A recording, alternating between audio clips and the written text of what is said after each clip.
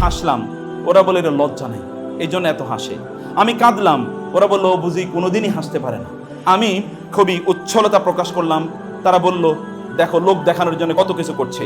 আমি একটু মন খারাপ করে বসে থাকলাম, তখন তারা বলল ওর আসলের অবস্থাটা এখন প্রকাশিত হয়ে গেছে, ও আসলে এরকম গোমরামুখী। আমি একটু ধৈর্য ধারণ করলাম, তখন এরা বলল লোকটা খুবই ভীরু কাপুরুষ, এই জন্য তার সাহসিকতা নাই। যদি তার সাহসিকতা থাকতো, শক্তি থাকতো, তাহলে সে রিয়েকশন করতে, কিছু কথা বলতো। যখন আমি রিয়েকশন দেখালাম, আমি শক্তিমত্তা দেখালাম, তখন তারা বলল এই লোকটা আসলে দেখাতে চাচ্ছে যে তার অনেক অনেক কিছু আছে। আমি যখনই কোনো কিছু করতে যাই তখনই তার বিপক্ষে তারা কথাবার্তা বলে। তখন আমি বুঝতে পারলাম মানুষের সন্তুষ্টি এমন একটা জিনিস যেটি কখনো অর্জন করা যায় না, বরং আমাকে মানুষের সন্তুষ্টি অর্জন করার এই প্রতিযোগিতা বাদ দিয়ে আমাকে আমার নিজের কল্যাণের জন্য, নিজের কন্ট্রিবিউশনের জন্য, নিজের পজিটিভ চেঞ্জের জন্য আমার চিন্তা করা দরকার। মানুষ কি বলছে না বলছে এদিকে আমার তাকানোর প্রয়োজন নেই।